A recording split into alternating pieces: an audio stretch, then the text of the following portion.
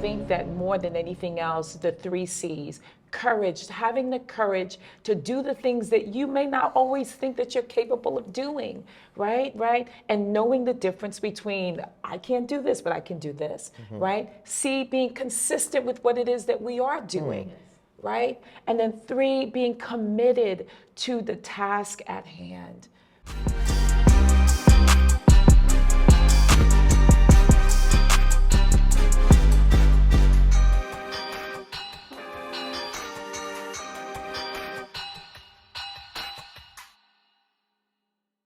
This is Cedric Thompson, the Workforce Evangelist. Today we're here to discuss human-centered design to workforce development. I'm joined by a number of colleagues today, and I'm going to allow them to introduce themselves as well as the organizations in which they lead. So first I have with me Michael Wallace.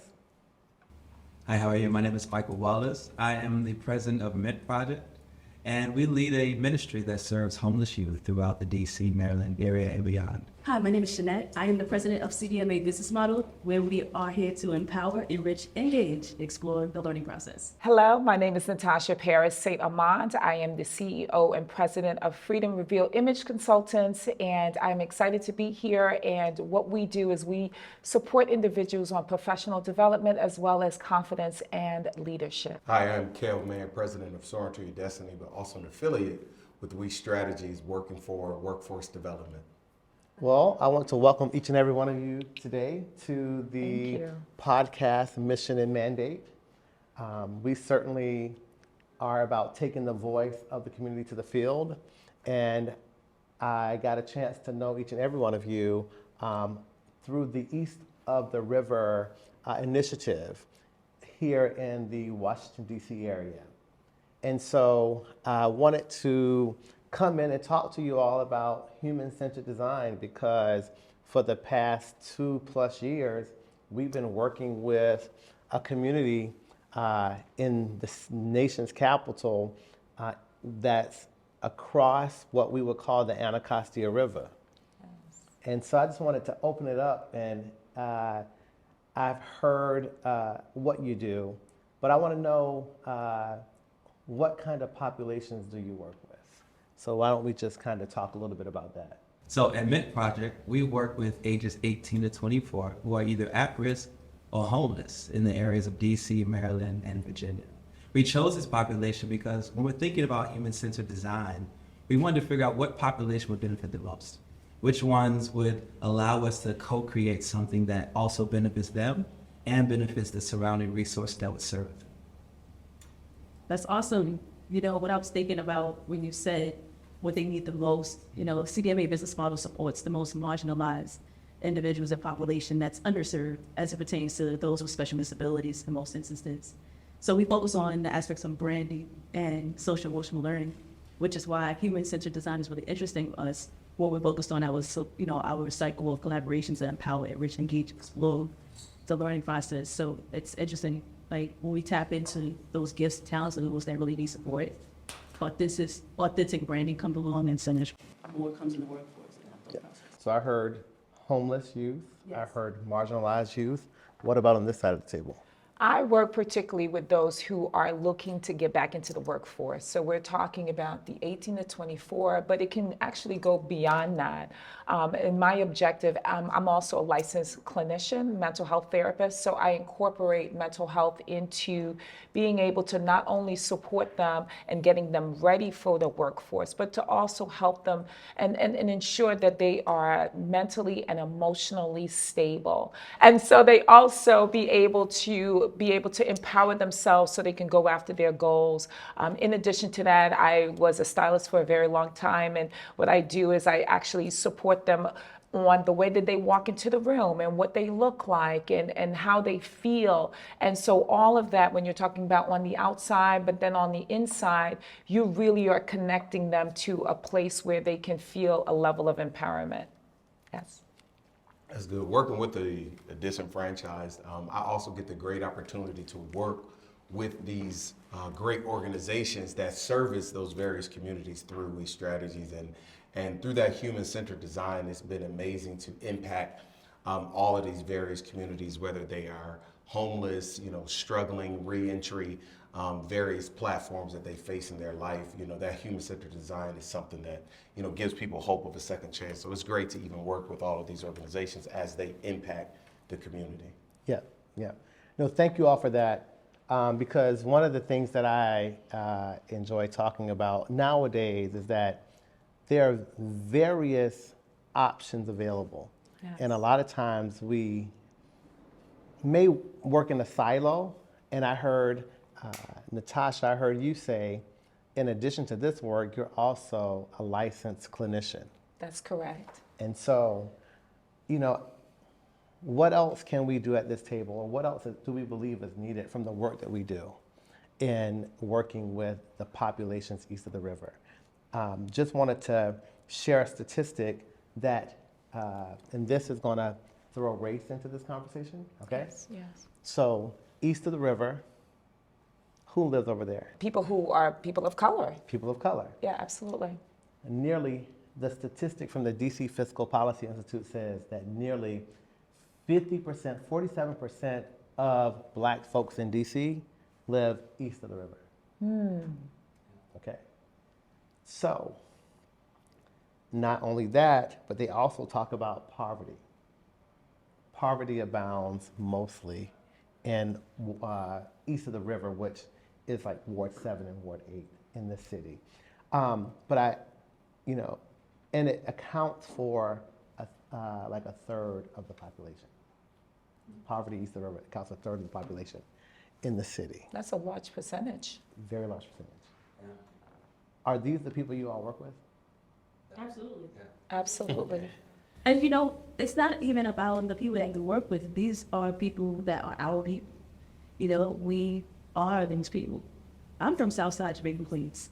So being from a neighborhood such as Southside Jamaica, Queens, I had limited opportunities, but I didn't allow myself to become a part of my environment. So sometimes you just need someone to believe. Like my new book coming out, Believe, Commit, Succeed. It's focused on branding, audio production to uplift the power of their voices, to really get them to understand, get other people to understand, my child to understand that you really just need that mustard seed of faith to truly persevere despite resistance. Right, and you know what I've come to realize is that oftentimes when we are working with the youth, we understand that trauma is one of the biggest things that they struggle with, right? Because living in their environment, seeing all that they've seen, experiencing what they've experienced, it's hard to get past that if you don't have the skills in which to do so. And so when I and my team, when we're providing that level of workforce development, we're also helping them develop life skills, things that are not only applicable for the workforce, but applicable for life. Yes. My wife is from Jamaica. Awesome. And she's also from the Bronx, New York. And so Yes. I've got stronger backs, as they like to say. I didn't actually try to work with Black and brown youth. I just wanted to work in the shelters. And what I found out was they primarily were Black and brown youth. Mm-hmm. And that was concerning. It was concerning that 90% of the youth in these shelters with housing instability, not having a place to stay, running from home, not having a job, dropping out of school, that they were all Black. Yeah. And so we ended up figuring out how can we make sure, and it wasn't a difficult thing, I went to Howard University, but how can we make our services culturally appropriate for those youth? Yeah. And it wasn't because we intentionally only wanted to serve them, but they were the ones that needed it. Yes. That's a very valid point because, someone recently said to me, they don't understand how they were referring to a person of color. They don't understand why people have opportunities right in front of them and they won't take advantage of them. Okay. And so we know DC has lots of opportunity. And so we had to unpack that statement. And so I was like, well, perhaps their parents should have just paid for them to go off to an Ivy League college. Oh, they couldn't afford it? Okay, well, maybe their parents should have bought them a car and, bought them a house someplace. Oh, they couldn't do that. And so I was, to your point, like the people who need it sometimes are just people of color who have come out of, institutionalized systems, that have worked against them for centuries and decades. Yeah. And so one of the things that I want to do here is like, though, why didn't you know that those people needed assistance before that? Like, did they not talk about it? Did they not have a table, or like, you know? It's a great question. You know, it's not until you get into the shelter and you see how hungry these kids are to work, and that you realize that something failed. Because it's not that they're lazy, it's not that they don't feel like bettering their life, it's that some system didn't serve them. Whether it's exiting through the foster care system, whether it's dealing with their sexuality and family dynamics, whether it's dealing with how do they get back into life when they drop out of school, formerly incarcerated youth, what do they do when they get back into society? Yeah. And so that's just what we were filled with once we started doing the work. This makes me think of my research, Bridging the Alliance between corporate America and youth, where we focused on the ideologies and surrounding variables that dictate the decision-making process that affects young people and why they accomplish their dreams. And there were 4 variables that my research back at Virginia State University focused on. It was parents, families, schools, and communities. And ultimately, it influences the psyche of why people believe in themselves. And what I've come to realize through this research, by which CDMA business model is based on, there are a huge number of individuals, less than 10% of the population is currently working at a job that they legitimately wanted to work in when they were 10 years old or when they dared to dream. Wait, say that statistically. Yeah, so less than 10% of the population is actually operating within a position that they actually wanted. At 10 years old. Yeah, at 10 years old, you do have some functionalities here. Let's think about it. You've got early childhood development, and a lot of people believe that young people cannot have goals and aspirations. But you've got Jean Piaget and great, educators that talk about schema, the development of, the brain, etc. Right? So the level of awareness that becomes a part of us when we have career day in elementary school, we start to recognize, oh, I may want to be this when I grow up. I want to do this when I grow up. And no teacher, in most instances, many teachers don't know how to get them there. So I was the type of educator for over a decade that I just did not tell you to dream big. I will literally show you how to get there and use CDMA business model to support with launching authors out the classroom and accomplishing their goals. But 10 is a big part because that's when the abyss of uncertainties are not really fulfilling, are not just floating around. It's when you're dreaming, it's when you're alive and you really just want to accomplish these goals. Yeah. But then we go through the workforce and we go through the academic systems because we're talking about the aspects of areas that's not working for us. We talk about these alliances that are literally working in an alliance. But our job here at CDMA is to bridge that alliance for the betterment of youth, by which they did not necessarily include them in that alliance. So we are out here recognizing that people are doing the most with trying to help people be great, but don't even ask the people that we're helping. Don't even ask the need that they have. And that's where HCD come in as well. I was going to go straight there.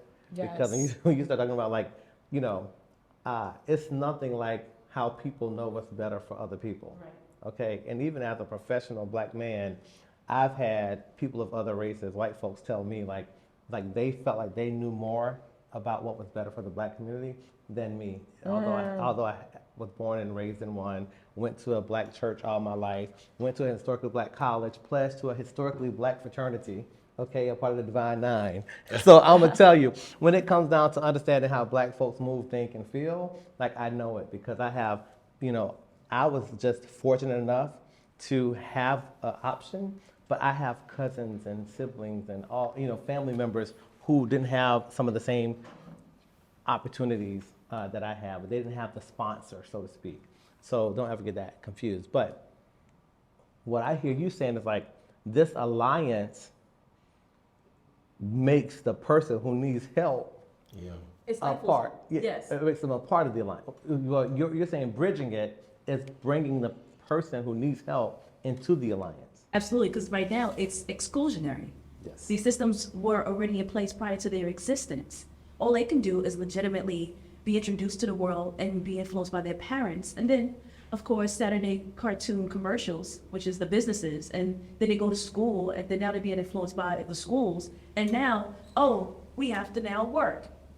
Where did they dream? Where did the dream? Where did that aspect of dreams go? Yeah. With Yes. all of that influence, and then you're still trying to develop and identify your social awareness, your social skills and function. So the advertising and the things that we do in schools, and that's why CDMA business model is so important. We're here to make real world connections in schools, but we have 4 service lines that's servicing all 4 of those variables. This is an uphill battle. No, sounds good. So I want to go to this side of the table because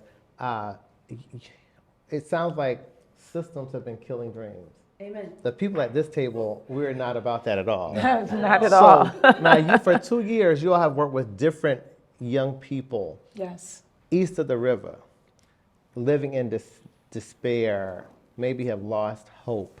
Yes. How are you building dreams? How are you, helping to cultivate and bring back, the hope of life?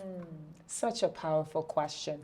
And you know what? One of the major things that I do is empower them to see that they have value and that they have a presence and that their voice matters. And how do I do that? By teaching them how to walk into a room, as simple as standing up straight, being able to speak to yourself as you're walking into a room and saying, yeah, you got this.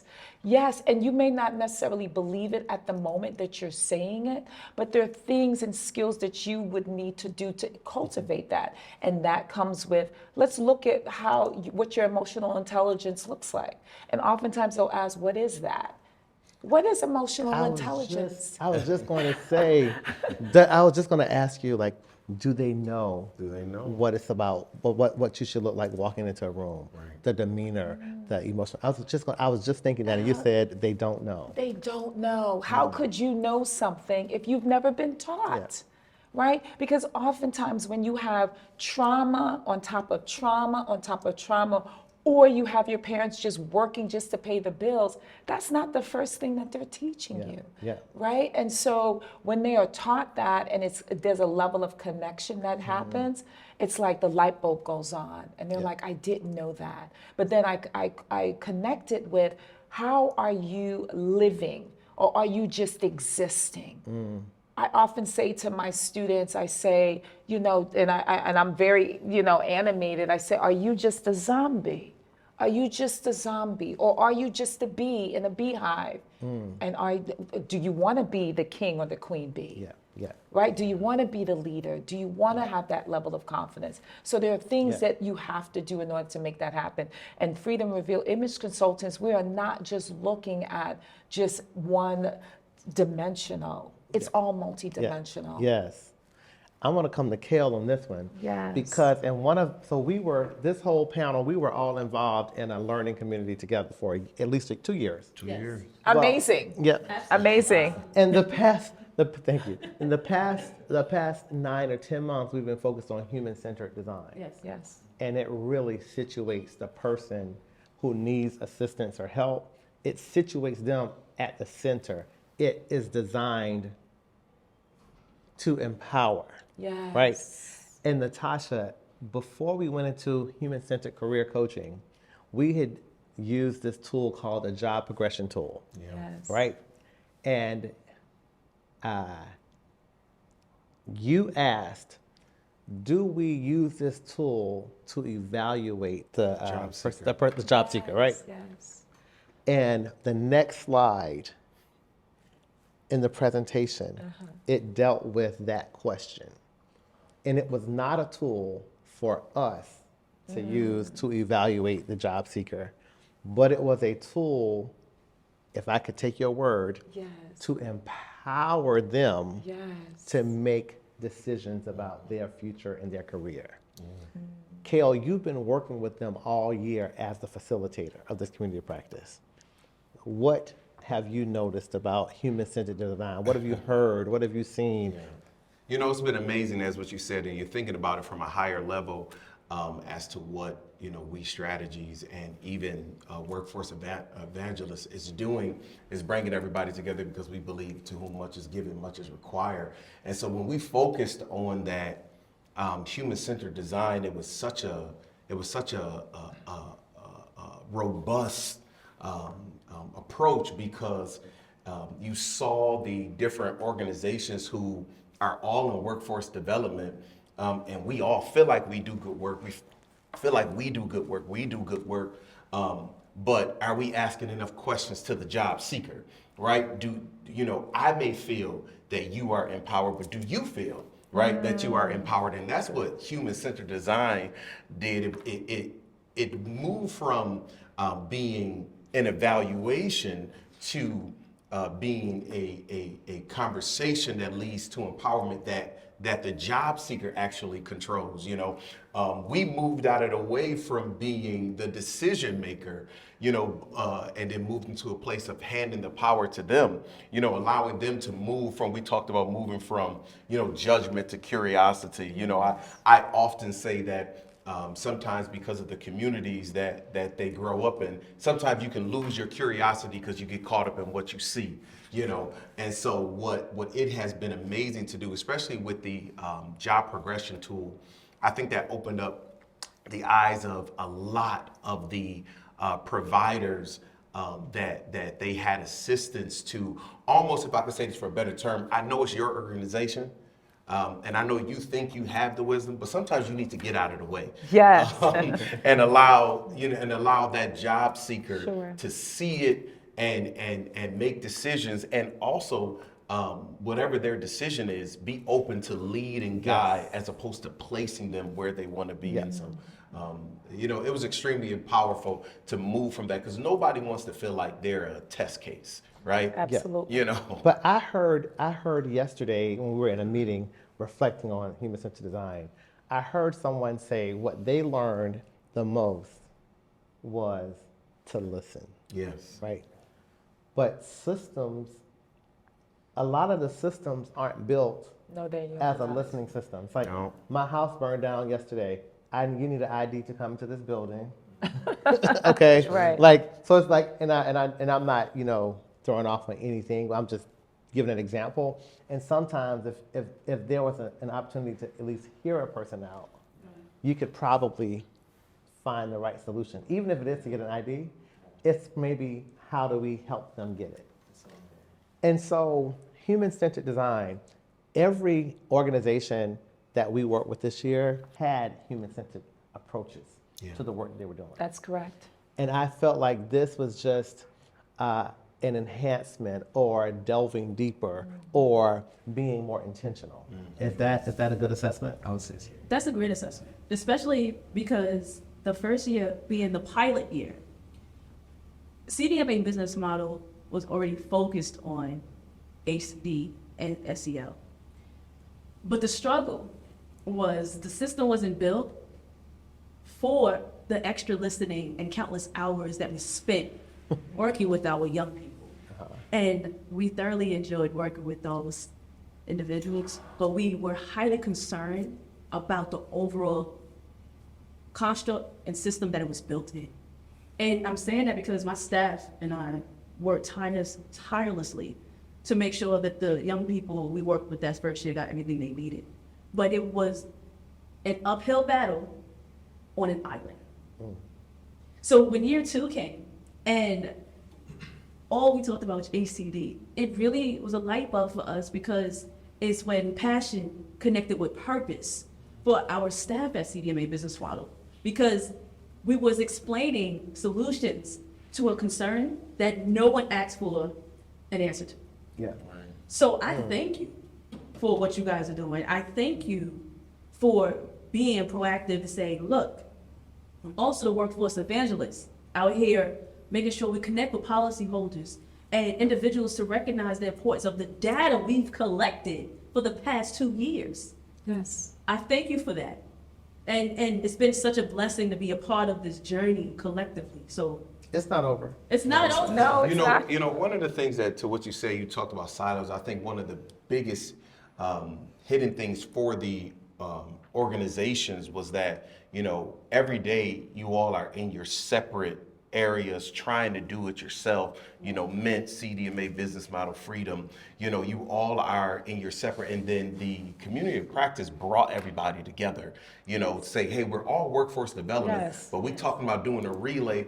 I don't have to be the jack of all trades, right? There is Absolutely. somebody else that's Yes. doing something great, and we can collectively Yes. come together. We can remove all of these silos. I think Cedric, in our closeout session, you kind of talked about that yesterday.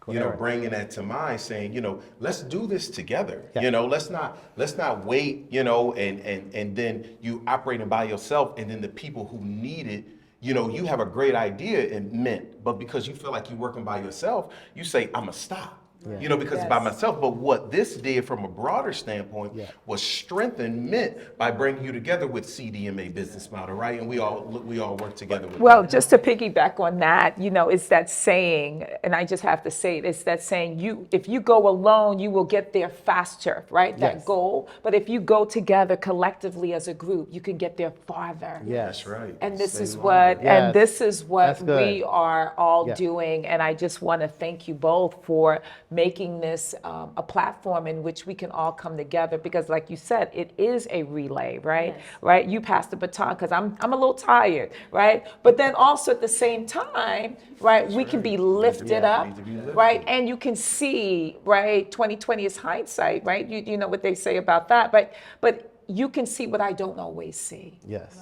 And That's you can good. tap into the Yeah, things yeah. that I may not have seen or tapped into. Yeah. Right. And Bent was gonna build on that. Yeah, and I'm so glad that you guys made the job progression too, because honestly, we thought we were gonna have to build it ourselves. Shout out to Mark. Shout out to Marco. Shout out to Marco. Because we had all these youth that, when we first started working with them, they didn't have a future to hope. They were just like, Mr. Michael, if I just work any job, that'd be a miracle. Right. Yeah. Right, and so we really wanted to get them to see there is a vision. Yes. They can Even though tap it may in. be an entry-level job, Yeah. even though you may be in retail or fast food, like you're still acquiring skills that will Yes. help you to that next step. Exactly. And then Absolutely. that's the- yes, You said yes. passion and purpose. And Yes. that's what we try to do. We try to get them to see what are your passions. Yeah.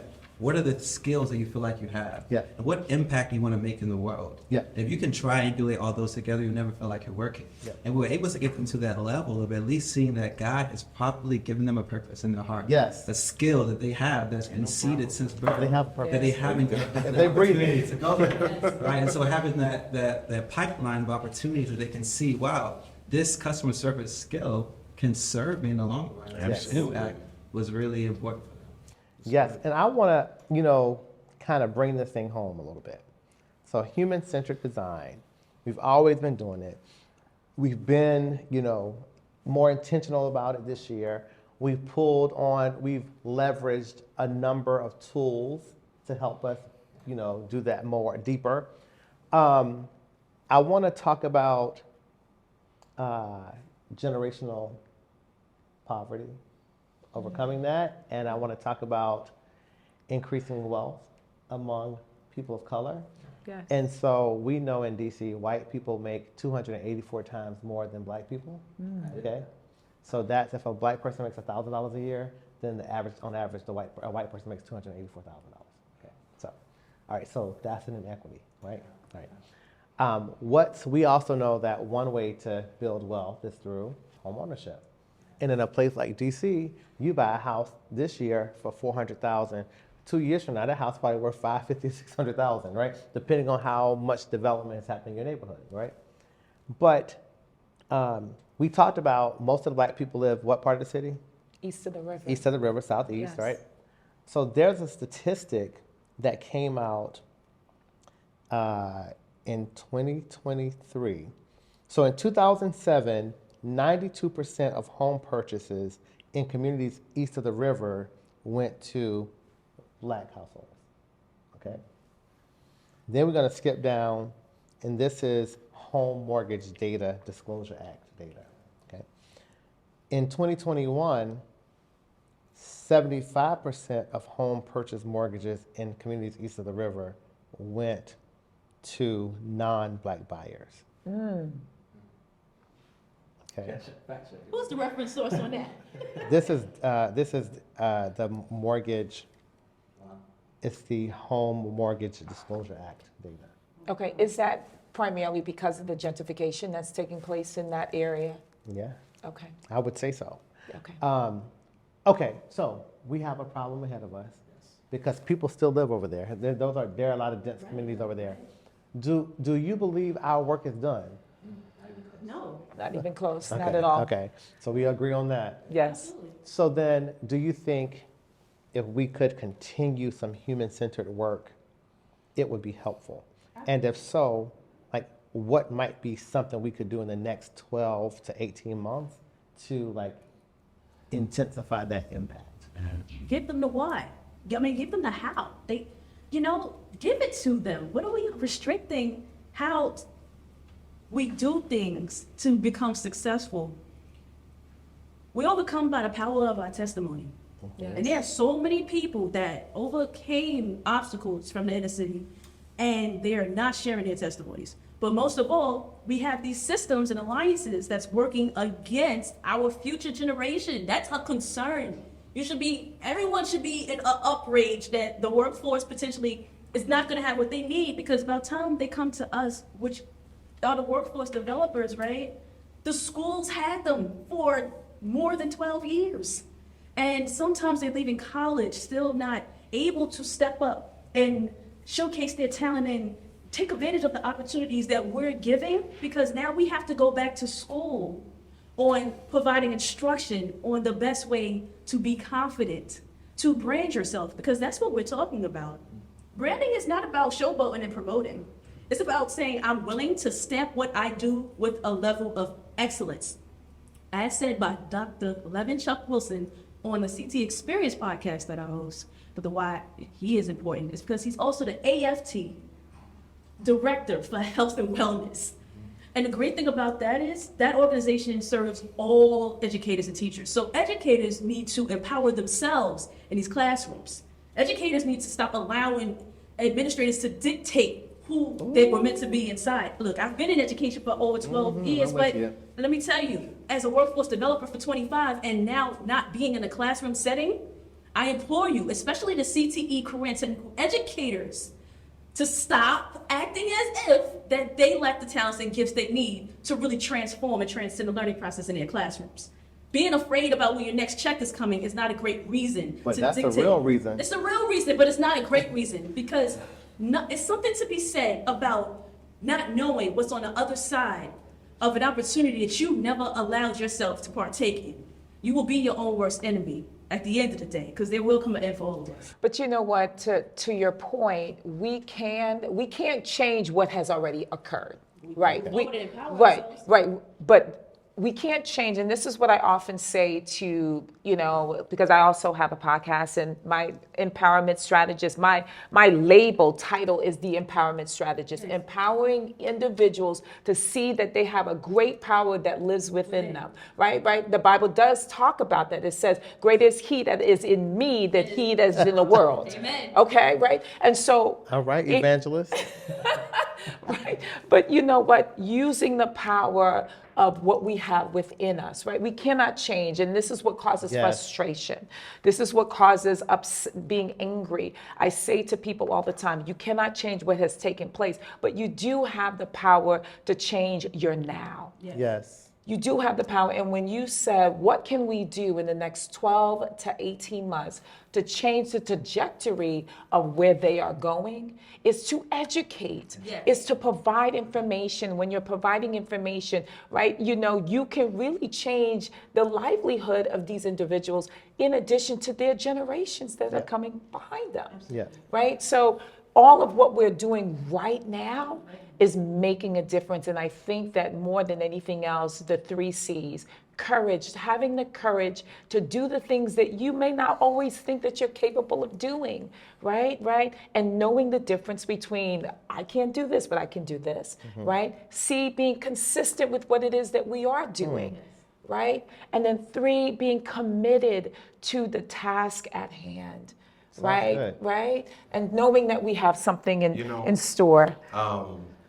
I'll go ahead and piggyback kind of is workforce evangelist, right? So the biblical understanding of being an evangelist is taking what I have received, right?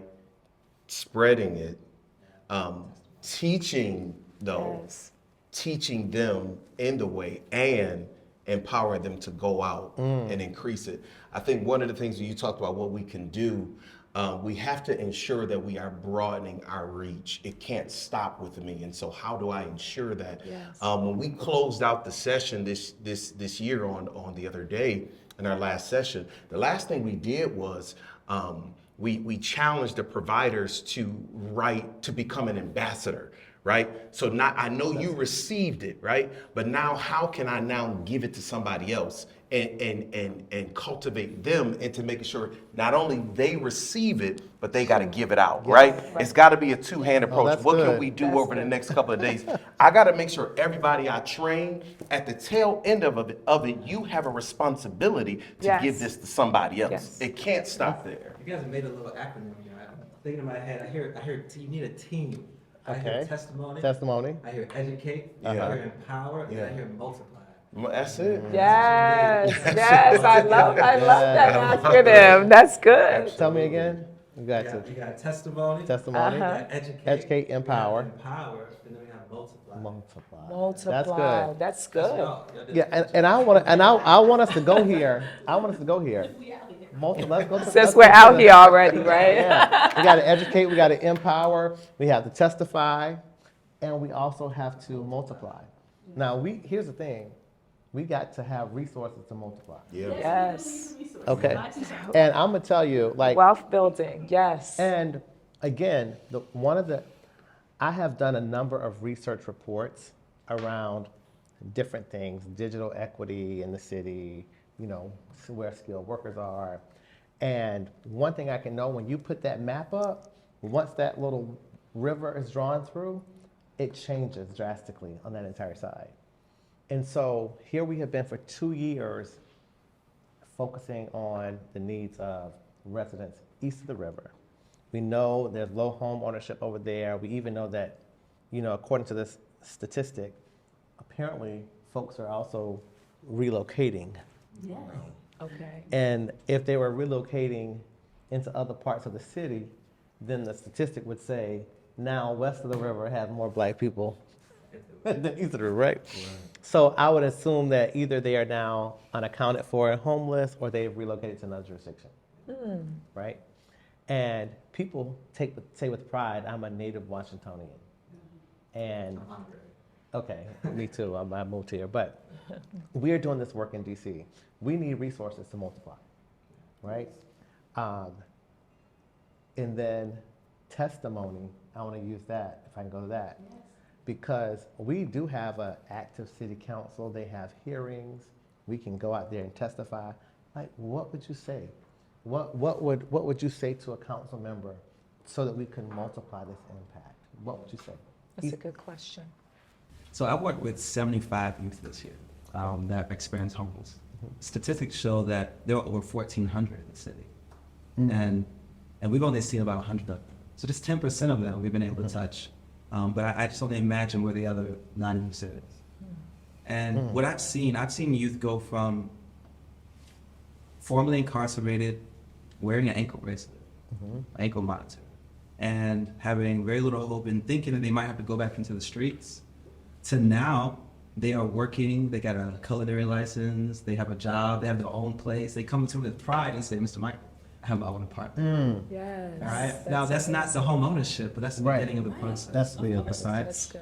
If we can get the teamwork, we get the testimony to continue to spread, right? If they can share their story, and we can educate them on how they can take their rent and their savings and take it to the next level, right? And get to the home ownership process, right? Yes. And then we can get them to see that maybe there's a way to empower the people around them to work together to get those places, to get roommates, to use and leverage programs that are available, and then multiply those out. So what we tell the council member? Give us some resources, please, so we can create a pipeline. What would it cost you to take that number from 75 to 100 in 1 year? Right. It's a great question. If I can use my calculator. At least. I mean, 700 million. also think about the things that you did not have the resources for. It costs us about $250,000 to serve those 75 youth. Okay. And you think that's everything, or can you do more? That's just to do the bare minimum. To do the bare minimum. And they asked for more. They said, we want to make the program longer. We only were able to serve them 10 to 15 weeks, and they wanted to be longer. How long did it take to really help someone get to independence? Oh man, it takes almost a year. We get to serve them for that time, and then we stay connected to them afterwards in our program model. That's not on the It's not on the any books. Right, it's not on the It's not on the books. books. We Right. just do it because we know they need it. Yeah. Yeah. Okay. All right. Duly noted. Anyone else? I would definitely tell those individuals that are, are a part of the council to remember that this could be someone in your family. At the end of the day, if you lose your job tomorrow, it's no guarantee that you're going to still have your lofty apartment or home. Let's not act as if we don't know who these people are. And it's not just us, it's others of minority descent, but in this instance, it's affecting the African American population a significant amount. But there's no fixed dollar amount to literally change a life. It's priceless. So let's not get caught up in the idea that What would you want from? What would you want? I mean, I think that we have a progressive council for the most part. No. I think that we have a couple, Yes. who are not as progressive, but I think for the most part, we have folks who want to solve challenges. Well, I would love So to. what would you want from them? I would want CDMA business model to be the how, because we empower, enrich, engage, and explore in those 4 sectors that literally dictate the decision-making process so they can be effective. The reason why CDMA business model is so effective is because it's equitable. It's focused on the talents and gifts of the individual, but more importantly, it's not about dumping them in a space and having a high expectation. It's about them setting the goal and standing for themselves. But we spent, even at NOTR within that first year, the first literally 6 weeks, just getting to understand their concerns. So we have to have resources for those consultations, for social emotional learning think tanks, for restorative justice practices. And we have all those, but we need to recognize the need if we're really out here to solve change. So, And I said council, but it's also the mayor's office, and it's Yes, yes. it's all Yes. of the folks who make decisions. Yes. And the same way that we have a council who's open to hear, I think we also have a mayor who's very open to the possibilities. sure, yeah. And so to speak to your question, I off the top of my head, I would say about $1 million. Upward from 600,000 to $1 million. Why? Because here we're talking about being able to empower these individuals, right? But oftentimes, that power is not present within themselves. And how do you do that? By actually providing them with the skills necessary. You're also looking at, from a pre and post assessment, where they started and where they're going, right? In addition to that, Freedom Reveal Image Consultants is looking at the whole person from a holistic perspective. In my programming, I've served 100 students just this year, participants.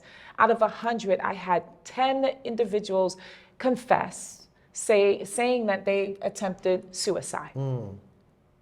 They've attempted suicide and they were not successful. And I don't even like to use the word success, because in the clinical world, we'll say a successful suicide, right?